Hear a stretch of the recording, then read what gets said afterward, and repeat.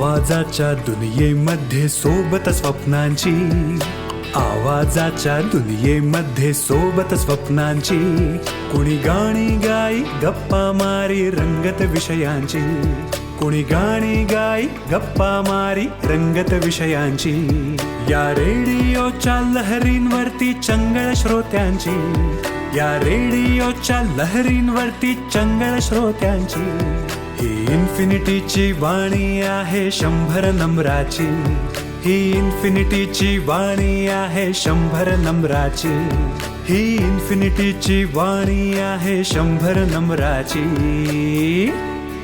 Pimpri Chinchwad education trust संचालित Infinity community radio 90.4 FM, reflecting you.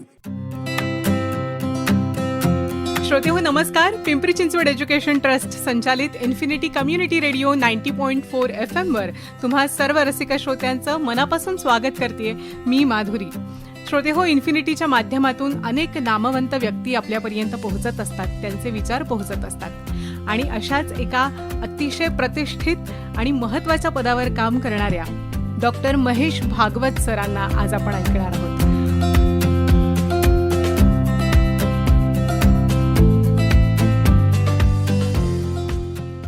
1995च्या बॅचचे sir IPS अधिकारी आहेत. मणिपूर, आंध्र प्रदेश आणि आता तेलंगणा या राज्यामध्ये ते additional director general police law and order या पदावर कार्यरत आहेत. मानवी तस्करी रोखण्यामध्ये आणि या तस्करीमधून सुटका झालेल्यांच्या पुनर्वसनासाठी काम करण्यामध्ये सर तुम्ही पुढाकार घेतलेला आहे. अत्यंत जिकिरीचं आणि धाडसाचं हे काम. UPSCच्या परीक्षांची तयारी करणाऱ्या मुलांना तुम्ही सातत्याने मार्गदर्शन करत असता, ड्युटी सांभाळून हे मार्गदर्शन करत असता, ही तुमची खरंच खासियत म्हणायला हवी. तुमचं खूप मनापासून स्वागत इन्फिनिटीच्या स्टुडिओमध्ये. धन्यवाद माधुरी मॅडम, आज आपण इथे मला बोलवलं आहे आणि इथे संधी दिली प्रेक्षकांबरोबर संवाद साधण्याची. मनपूर्वक आभार तुमचे. सर, नगर जिल्ह्यामधून तुमचा प्रवास खरं तर सुरू झाला. तुमचा जन्म तिथला पाथर्डी या गावामधून तुम्ही आलेले आहात. तुमचं शिक्षण आधी नगरमध्ये झालेलं असेल, त्याच्यानंतर पुण्यात SP आणि COEP या दोन्ही नामवंत कॉलेजेसमध्ये तुमचं शिक्षण झालं आहे. सुरुवात करीन की या कॉलेजेसपासूनच, पुण्यात आहोत आपण, तर या कॉलेजचे दिवस तुमचे कसे होते याबद्दल सांगाल? 10वीपर्यंत 1984ला मग मी 10वीला 85% गुण मिळाले. त्यामुळं इथे SP कॉलेजला 11वी 12वी सायन्ससाठी मी आलो होतो. पण 10वीपर्यंत शिक्षण हे नगर जिल्ह्यातच पाथर्डी इथे झालं. 4थीपर्यंत मी जिल्हा परिषद शाळेत शिकलो आणि माझी आई प्राथमिक शिक्षिका, तीच मला शिक्षिका होती पहिली ते 4थी. त्यामुळं फाउंडेशन अतिशय स्ट्रॉंग झालं होतं. नंतर 5वी ते 10वी तिथे श्रीतिलोक जैन विद्यालय 1923ची शाळा आहे, त्या शाळेमध्ये मी 10वीपर्यंत शिकलो आणि मग इथे SP कॉलेजला सायन्ससाठी ॲडमिशन घेतल्यानंतर सुरुवातीचे जे दिवस होते SP कॉलेजला, कारण पहिल्यांदाच पुण्यात आलो होतो आणि आपल्या सगळ्यांना माहिती आहे की अहमदनगरचं मराठी आणि SPचं सराशी पेठेतलं मराठी याच्यामध्ये बरंचसं अंतर आहे. तर त्यामुळं सुरुवातीला 1-2 महिने तरी आम्ही भाषा शुद्धीकरणातच गेले बऱ्यापैकी. आणि नंतर मग अभ्यास व्यवस्थित झाला. मला इंजिनिअरिंगला जायचं होतं, चांगले मार्क्स मिळाले म्हणून मग COEPला ॲडमिशन मिळाली आणि 1986 ते 1990 हा माझा COEPचा कार्यकाळ. त्याच्यामध्ये मग 3rd इयरला असताना मी आर्ट्स अँड क्राफ्ट सेक्रेटरी पण होतो कॉलेजला. त्यानंतर आमच्या सिव्हिल इंजिनिअरिंग असोसिएशनचा सेक्रेटरी होतो आणि काही सामाजिक कामही त्यावेळी चालू होतं. फायनल इयरला असताना COEPला तिथे ज्ञानप्रबोधिनीबरोबर संबंध आला की त्यांचा एक प्रोजेक्ट होता. शिवगंगा खोऱ्यामध्ये त्यांनी काही गावं दत्तक घेतलीत. तर एका गावामध्ये ससेवाडी नावाच्या गावात आम्ही पाझर तलाव डिझाईन केला आणि तो बांधला पण. त्यामुळे तो एक कनेक्ट आला होता. त्यानंतर प्रचिती म्हणून डॉक्टर विवेक कुलकर्णी सर त्यावेळी ग्रुप चालवायचे, तर त्याच्यामार्फत आम्ही गेटचे क्लासेस त्यावेळी सुरू केले होते फायनल इयरला असताना.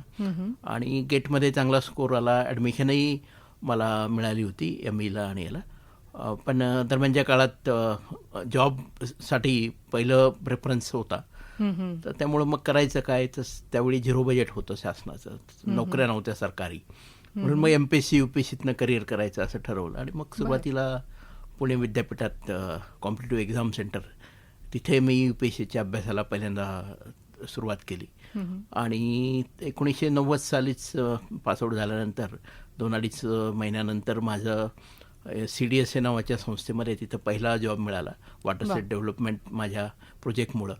आणि तिथे 2.5 वर्ष मी मुळशी धरणाच्या पाणलोट क्षेत्र विकासामध्ये तिथे काम केलं. डॉक्टर अनिता गोखले बेनिंजर या त्या CDSA संस्थेच्या या रुरल डेव्हलपमेंट प्रोजेक्टच्या संचालिका होत्या, त्यांच्या मार्गदर्शनाखाली. आणि त्या काळात इवन अंधश्रद्धा निर्मूलनाचं पण डॉक्टर दाभोळकरांबरोबर काम केलं मी. नंतर नर्मदा बचाव मेधा पाटकरांची मोहीम त्यावेळी चालू होती. तर आम्ही सगळे युवक जे आम्ही वॉटरशेड डेव्हलपमेंटचं काम करत होतो, मग सरदार सरोवराचं जो काम चालू होतं ते पाहायला. आणि मणिबेली हे पहिलं गाव सरदार सरोवराखाली बुडालं, तर त्या गावामध्ये जाऊन मग तिथे लोक जी धरणाच्या पाण्याखाली जाणार त्यांना चांगलं पुनर्वसन मिळावं यासाठी सत्याग्रह चालू होता. मग तिथेही आम्ही जाऊन व्हिजिट केली होती 1-2-3 दिवस. तो थोडासा पिरियड जो असतो 18 ते 25 हा काळ, तो थोडासा एक काहीतरी करायचं असं हे असतं. तर त्या काळात ह्या गोष्टी सगळ्या झाल्या आणि ते करत असताना अभ्यासही चालू होता UPSCचा. आणि मग मराठी वाङ्मय आणि इतिहास हे 2 विषय घेत UPSCची तयारी केली. सुरुवातीला 93 साली मी मुंबईला SICला गेलो होतो. तिथे तयारी चालू होती, 4 महिने तयारी चांगली झाली. पण त्याचवेळी मला टेल्कोचा इंटरव्ह्यूचा कॉल आला पुण्यातनं, आणि पगार चांगला होता. वडील रिटायर्ड होणार होते. UPSCच्या तयारीसाठी 2-3 वर्षे तरी लागतात, तर खर्चिक काम होतं. म्हणून मग मी ते माझं ट्रेनिंग जे IASच्या तयारीचं ते अर्धवट सोडून परत पुण्यात आलो. आणि 14 महिने मी टेल्कोमध्ये मग नोकरी केली. त्यांनी काही 18 गावं खेड राजगुरुनगर भागामध्ये दत्तक घेतली होती. तिथे मी ग्रामविकासाचं काम केलं. आणि ते करत असताना UPSCचा अभ्यासही चालू होता. मग 94 साली मी राजीनामा दिला आणि 94च्या परीक्षेमध्येच मराठी वाङ्मय आणि इतिहास हे 2 विषय घेऊन मला IPS मिळालं. तर मराठी वाङ्मयासाठी खूप इथे पुण्यामध्ये कमलेश किशोर सोमण त्यांचं मार्गदर्शन मिळालं. आणि त्यांनी महेश एलकुंचवारांच्या कादंबऱ्यावरती, नाटकावरती PhD केली होती. नंतर मुंबईमध्ये त्या SIC जी संस्था आहे आमची महाराष्ट्र शासनाची, त्या संस्थेमध्ये विजयाराज अध्यक्ष ज्यांनी मर्डेकरांच्या याच्यावर PhD केली आहे मॅडम होत्या. नंतर प्रभा गणोरकर, संताबाजी डहाके, त्यानंतर अशी सगळी नामवंत मंडळी की ज्यांनी आम्हाला मराठी, म्हणजे खऱ्या अर्थाने जॅस्मिन शेख मॅडम यांनी मराठी शिकवलं. त्यामुळे मराठीला बऱ्यापैकी चांगले मार्कही मिळाले मला. भारतात त्यावेळी अश्विनी भिडे मॅडम म्हणजे आता महापालिकेचे आयुक्त आहेत, त्यांना 366 त्या मराठीमध्ये पहिले आले होते भारतात, आणि मी दुसरा होतो. 360 मार्क होते मराठीला. मराठी माणसाला मराठी हात देतं त्याप्रमाणे मलाही मराठीचा हात मिळाला, आणि त्यामुळेच मी IPS झालो. पण मला खरी इच्छा माझी IAS होण्याची होती. त्यामुळे आणखी 1 वर्ष मी परत प्रयत्न केला, पण नाही झालं. त्यामुळे मग 96ला मी IPS जॉईन केलं. क्या बात आहे. म्हणजे मराठी वाङ्मय आणि इतिहास घेऊन UPSC परीक्षा तुम्ही पास केलेली आहे, खरंच कौतुकाची गोष्ट आहे. आणि म्हणूनच मला वाटतं महाराष्ट्रातून जवळपास 25च्या पेक्षा जास्त वर्ष तुम्ही बाहेर काम करत आहात, पण छान मराठी अगदी आपण घरात बोलतो आहोत तसंच तुम्ही आतासुद्धा बोलत आहात. हा मराठीचा टच आताही आहे. म्हणजे मराठी तसं खऱ्या अर्थानं म्हणजे आता हैदराबादलाही मराठी लोक भरपूर आहेत. आणि आम्ही पण सांस्कृतिक दर 2-3 महिन्यानं एकतरी मराठी कार्यक्रम, नाटकं होतात तिथे, गाण्यांचे कार्यक्रम होतात, हे सगळं चालू असतं तिथे. मग त्याच्या संयोजनात माझाही सहभाग असतो. नुकतंच 3 एप्रिलला भूमिका नाटक झालं. आता पुढच्या महिन्यात 3 मेला लाभले आम्हाला भाग्य, हे जे सुनील बर्वे आणि पुष्कर सोत्री वगैरे तो कार्यक्रम आहे. त्याच्या आधी मधुरव बोरू टू ब्लॉक, मधुराव वेलंकर तो कार्यक्रम. अशा याच्यातनं आम्हाला थोडंसं मग आपलं मराठी परत हे करण्याची संधी मिळते. आणि तिथे हैदराबादला मराठी ग्रंथालय 1922 सालचं ग्रंथालय आहे. जवळ 50,000 मराठी पुस्तक आहेत तिथे. बऱ्याच लोकांना माहिती नाहीये, पण पंचधारा नावाचं दर महिन्याचं मासिक हैदराबादवरून मराठीचं प्रकाशित होतं. त्यानंतर संवादू नावाचं आणखी एक अंक निघतो तिथे मराठीतून. मराठी लोक जुनी भरपूर आहेत तिथे, साहित्यक आहे, समीक्षक आहेत तिथे मराठीतनं, त्यांच्या संपर्कात असतो. त्यामुळं मराठी टिकून आहे. छान. आणि मी स्वतःही मराठी फॉन्ट डाउनलोड केलेला आहे व्हॉट्सअप ग्रुपवर. बरेच आता आमचा आर्याबाग ग्रुप आहे, कल्याण तावर आहेत आमचे त्याचे ॲडमिन. तिथे बऱ्यापैकी मग तिथे फॉरवर्डला वाव नसतो, मराठीतच करावं. छान. तुम्ही IPS झाल्यानंतर पहिलं तुम्ही मणिपूरला जॉईन केलं आणि त्याच्यानंतर आंध्रमध्ये, तर इथले अनुभव काही सांगू शकाल? मणिपूरला खूप इंटरेस्टिंग अनुभव होते. एकच अनुभव सांगेल तिथे. की सुरुवातीला मणिपूरची जी संस्कृती आहे ती माहिती नव्हती. हो. पोलिसिंग करताना तर एक दिवस मी तिथे प्रोबेशनच्या काळामध्ये मला ठाणे अंमलदान असं आमचं ट्रेनिंगच्या काळात 3 महिने ड्युटी असते ती. तर ते लांबफेल नावाचं पोलीस स्टेशन होतं इम्फाळ शहरामध्ये. तिथे मी ड्युटीवर होतो आणि मला फोन आला, लँडलाईन होते त्यावेळी, की एका मुलीला किडनॅप केलं आहे म्हणून. बर. तर मी गाडीचा नंबर वगैरे मिळाला, मी लगेच माझी गाडी बाहेर काढली आणि मग एक 3-4 किलोमीटर चेस करून त्या लोकांना पकडलं त्यांना आणि घेऊन आलो पोलीस स्टेशनला. मग माझ्या एसपीना फोन केला की असं मुलगी किडनॅप झाली होती, मी तिला तिचं रेस्क्यू केलं आहे आणि तिला परत आणलं आहे पोलीस स्टेशनला. एसपी हसायला लागले जोरदार, मला काही कळेच ना काय झालं. मग ते म्हटले की आमच्याकडे विवाह जे आहेत ते असं किडनॅप करूनच होतात. अरे बापरे. आणि माझाही विवाह असाच झालेला आहे म्हणून. त्यामुळे नवीन अनुभव, नवीन संस्कृती. ही सांस्कृतिक तुम्ही ज्या देशाच्या कुठल्याही भागात काम करता तेव्हा तिथले लँडचे लॉक आहेत, कायदे, ते खूप महत्वाचे आहेत. क्या बात आहे. मणिपूरमध्ये तिकडची भाषा तुम्ही शिकली हे आम्हाला माहिती आहे. त्या भाषेची परीक्षाही तुम्ही दिली. त्यानंतर आंध्रमध्ये आल्यानंतर तिथे भाषेची रिजिडिटी आहे असं पण म्हणतो, की तिथे त्यांच्या मातृभाषेशिवाय काम चालत नाही. मग तिथे गेल्यानंतर तिथली भाषा अवगत करणं कसं जमलं? नाही, ॲक्च्युली काय झालं, मी मणिपूरमध्ये मणिपुरी भाषेत परीक्षा दिली, पास झालो. त्यामुळे इकडे मला तेलुगूची परीक्षा देणं भाग नव्हतं. अच्छा. नव्हतं, हा कंपल्सरी नव्हतं, पण तेलुगू बोलणं आवश्यक होतं, कारण लोक येतात त्यांच्याशी संवाद साधायचा ना. तर मग मी बोलूनच तेलुगू शिकलो. आजकाल पण आता तुम्ही अस्खलित तेलुगू बोलता? आता बोलतो, व्यवस्थित बोलतो. म्हणजे मी जेव्हा तेलुगू बोलतो समोरचाही तेलुगूच बोलतो, याचा अर्थ म्हणजे त्याला कळतं माझं तेलुगू. खरं. ह्युमन ट्रॅफिकिंग सारख्या अतिशय महत्त्वाच्या आणि खरं तर दुर्दैवीच विषय आहे तो. सातत्याने तुम्ही त्याचा पाठपुरावा करत असता. अनेक जणांची, मी तर म्हणेन हजारो मुलींची सुटका या तस्करीमधून तुम्ही केलेली आहे. काय अनुभव असतो?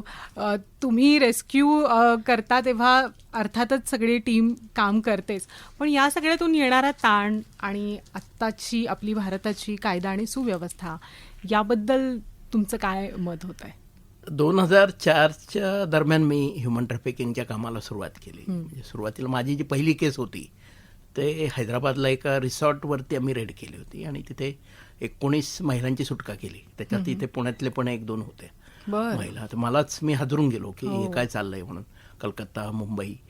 आणि मग हे ह्युमन ट्रॅफिकिंग नेमकं कसं होतं, या महिलांना कोण या व्यवसायात आणतं, आता हे सगळं मी जाणून घेतलं आणि मग त्याच्यात पुढे करिअर आणखी करण्याचं ठरवलं. लकीली 2007 साली United nation office on drugs and crime आणि गृहमंत्रालय यांचा एक पायलट प्रोजेक्ट 5 राज्यांमध्ये आला. त्याच्यामध्ये आंध्र प्रदेश, त्यावेळी आंध्र प्रदेश होतं, महाराष्ट्र, त्यानंतर गोवा, पश्चिम बंगाल आणि बिहार, ही 5 राज्य होती. आणि पहिलं अँटी ह्युमन ट्रॅफिकिंग युनिट देशातलं हे हैदराबादला तयार झालं. आणि मी त्यावेळी महिला संरक्षण विभाग, त्याचा मी CIDमध्ये चीफ होतो, म्हणून ते युनिट माझ्याकडे आलं. आणि त्या युनिटमुळं मग मी कामाला ह्युमन ट्रॅफिकिंगच्या पूर्ण देशभर रेस्क्यू करायला सुरुवात केली. पण इथे पुण्यामध्ये आलो होतो आम्ही, मुंबई, भिवंडी, गोवा, बेंगलोर, दिल्ली अशा ठिकाणी जाऊन आम्ही जवळजवळ 1001 महिलांची त्या 1 वर्षामध्ये सुटका केली होती. मग त्यांचं पुनर्वसन मग सरकार आणि ज्या NGO आहेत या विषयात काम करतात त्यांच्या मदतीनं त्याचं पुनर्वसनही केलं. आता ह्युमन ट्रॅफिकिंग ही संघटित गुन्हेगारी आहे आणि भारतात याचा जगामध्ये दुसरा क्रमांक आहे. $150 बिलियन इंडस्ट्री म्हटली जाते. मग त्याच्यामध्ये खास करून महिला आणि मुलं त्यांची तस्करी, लहान मुली त्यांची तस्करी जास्त होते. आणि वेगळ्या कारणांसाठी ह्युमन ट्रॅफिकिंग होतं. म्हणजे केवळ प्रॉस्टिट्यूशनसाठीच असं नाही, तर बघ ऑर्गॅन ट्रेड असेल, फोर्स लेबर, बॉन्डेड लेबर आपण म्हणू, त्याच्यासाठी कधी लहान मुलांचं आजकाल अडॉप्शन खूप वेळ लागतो म्हणून लहान मुलांची खरेदी विक्री होते, ते पण ट्रॅफिकिंग. असं बऱ्याचशा कारणामुळं ट्रॅफिकिंग होतं. आणि या सगळ्या प्रकारचं ट्रॅफिकिंग रोखणं हे खूप गरजेचं आहे आणि याच्याविषयी समाजालाही माहिती सजग होणं समाजानं खूप गरजेचं आहे. अगदी खरी गोष्ट आहे. म्हणून म्हटलं की आता पुढचा प्रश्न मला खरं तर नागरिकांसाठीचा विचारायचा आहे की ही कायदा आणि व्यवस्था टिकून राहावी यासाठी नागरिकांची काही मूलभूत कर्तव्य आहेत. तर तुमच्याकडून तुम्ही काय सांगाल जेणेकरून आमची तुम्हाला मदत होईल, त्रास होणार नाही?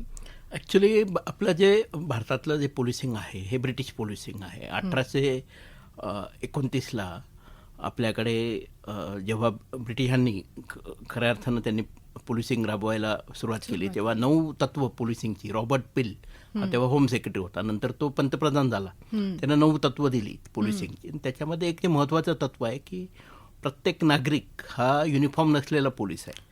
आणि प्रत्येक पोलीस हा युनिफॉर्म घातलेला नागरिक आहे. त्यामुळे नागरिक आणि पोलीस असं वेगळं करून चालू शकत नाही. आजकाल आता तुम्ही जर बाहेर बघायला गेलं तर पोलीस हा राज्यांचा विषय आहे, पण प्रत्येक राज्यामध्ये लोकसंख्या आणि पोलिसांची संख्या यात खूप तफावत आहे.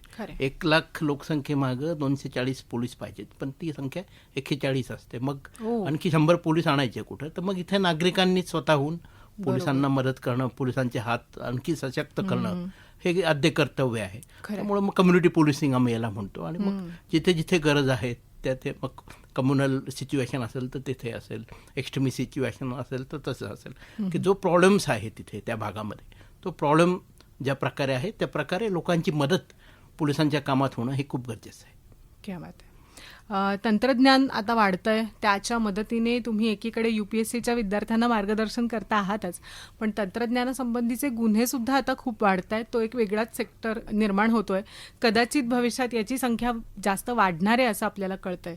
तर त्या संदर्भात काही नागरिकांना सांगू शकाल का?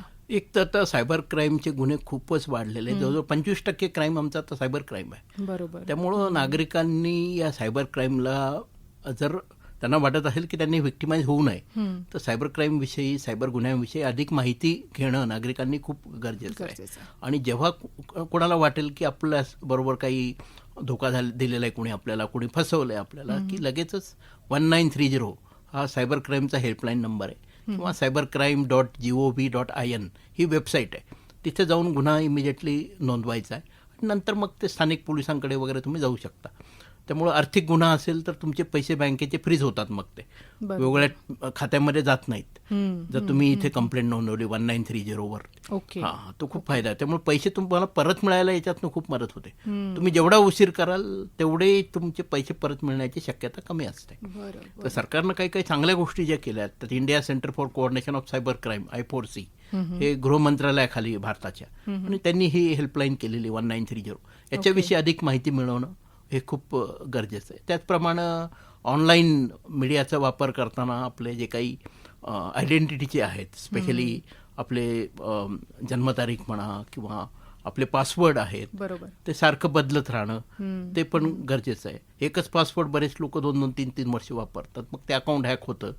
हां, त्यात कधी कधी तुम्ही तुमच्या कागदपत्रावरच्या फिंगरप्रिंट पण कोणी लिफ्ट करून, तुम्ही जर फिंगरप्रिंटद्वारे बँक अकाउंट ऑपरेट करत असाल तर त्यातनं पण तुमचे पैसे गेलेत अकाउंटचे, अशा पण केसेस आजकाल यायला लागल्यात. खरं. त्यामुळं ज्या ज्या प्रकारे गुन्हे होत आहेत ते गुन्हे होऊ नयेत त्यासाठी तुम्ही सजग राहणं हे खूप गरजेचं आहे. अगदी खरं आहे. शेवटचा प्रश्न विचारते. UPSCच्या मुलांसाठी मार्गदर्शन तुम्ही सातत्याने करत असता. स्पेसिफिकली महाराष्ट्रातली मुलं सुद्धा यात पुढे यावीत असा तुमचा आग्रह असतो. तर या तयारी करणाऱ्या मुलांसाठी काय सांगाल? जसा काळ बदलतोय, त्यांच्या पुढची आव्हानं बदलत आहेत, अभ्यासक्रमाचा ताण तर वाढतो आहेच, पण आजूबाजूचं जे त्यांच्या सामाजिक वातावरण आहे ते पण खूप जास्त बदललं आहे. जसं तुम्ही तुमच्या वेळेला सांगितलं की फारच छान मोठी नावं तुम्ही सांगितलीत जी तुम्हाला गाईड म्हणून मिळालेली आहेत. आत्ता मुलांना ही अशी माणसं मिळणं, त्यांनी ती गोळा करणं आणि सातत्याने त्यांच्या मार्गदर्शनाखाली राहणं हे गरजेचं आहे. पण मला विचारायचं हेच आहे की आत्ताच्या सामाजिक वातावरणामध्ये त्यांनी मानसिक स्थैर्य सांभाळून कशा पद्धतीने तयारी करायला हवी? एक तर प्रशासनामध्ये मराठी टक्का वाढावा हा आमचा पहिल्यापासूनच प्रयत्न आहे. आणि दुसरी म्हणजे एक प्रामाणिक इच्छा आहे की 1918 साली CD देशमुख हे भारतात ICSच्या परीक्षेत पहिले आले होते. त्यानंतर आजतागत एकही मराठी मुलगा मुलगी हा UPSCच्या IASच्या परीक्षेत भारतात पहिला आलेला नाही. 1990 साली भूषण गगराणी साहेब भारतात तिसरे आले होते मराठी वाङ्मय आणि इतिहास घेऊन. म्हणजे तोही अजून इतिहासच आहे. म्हणजे त्यामुळे एक तर मराठी मुलांनी पहिल्या 100 मध्ये जास्तीत जास्त मुलांनी यावं हा आमचा प्रामाणिक प्रयत्न आहे. त्यासाठी आम्ही मुलाखतीसाठी मुलांना ऑनलाईन व्हॉट्सअपद्वारे किंवा प्रत्यक्ष पण मार्गदर्शन करतो आणि चांगले निकाल येतात. यावर्षी पण जवळजवळ महाराष्ट्राचे 55 मुलं मुली की ज्यांना आम्ही मार्गदर्शन केले ते आता IASच्या लिस्टमध्ये आलेले आहेत. वा, भारतात जे 960 विद्यार्थी ज्यांना यशवंत झाले त्यातले. तर आजकाल काय झालंय की पूर्वी आमच्याकडे लिमिटेड रिसोर्सेस असायचे, मार्गदर्शक लिमिटेड असायचे, पण आजकाल ऑनलाईन बऱ्याचशा गोष्टी उपलब्ध आहेत. बरोबर. पण ही याच्या- पॉझिटिव्ह हां, बाजू आपण हां, म्हणूया. पण अजून एक. यामुळे बऱ्याच वेळा गोंधळल्यासारखं होतं. त्यामुळं एकतर हार्डवर्क केवळ न करता स्मार्ट वर्क करणं, एक्झाम ओरिएंटेड तयारी करणं हे खूप गरजेचं आहे. मागच्या 10 वर्षांचे जे पेपर्स आहेत त्याचं अनालिसिस करणं, परीक्षार्थी होऊन पूर्णपणे अभ्यास करणं आणि एक मार्क इथे महत्त्वाचा असतो. खरं आहे. त्यामुळं त्या लिमिटेड वेळेमध्ये तुम्ही कशा प्रकारे पेपर लिहिता, हे लिखाणालाही खूप महत्त्व आहे. त्यामुळं लिखाणावरती जास्तीत जास्त भर देणं हे खूप गरजेचं आहे. आणि मुख्य परीक्षेच मेन डिसाइडिंग फॅक्टर आहे, कारण 1750 मार्काची परीक्षा आहे. तुमचा जी व्यक्तिमत्व चाचणी पर्सनॅलिटी टेस्ट फक्त 275 मार्क आहेत. त्यामुळे लिखाणावर तुम्ही जास्तीत जास्त भर द्यावा. मुलाखतीत तुम्ही थोडीफार तयारीनं चांगले मार्क मिळवू शकता. तर बिलकुल. परीक्षार्थी होऊन तुम्ही अभ्यास करा, शॉर्टकट हा वापरू नका, स्मार्ट वर्क करा, हार्डवर्क नको. हाच माझा सगळ्यांना सल्ला आहे. क्या बात आहे सर. प्रोफाईल खूप मोठं आहे, काम मोठं आहे, त्यामुळे बोलण्यासारखं खूप आहे. तुम्ही नक्की पुन्हा एकदा याल स्टुडिओमध्ये आणि आपण अजून दिलखुलास गप्पा मारू. पण आज तुम्ही आलात आणि इतकं छान मार्गदर्शन केलं त्याबद्दल खूप खूप आभार आणि तुमच्या पुढच्या कारकिर्दीसाठी सुद्धा मनापासून खूप शुभेच्छा. धन्यवाद मॅडम.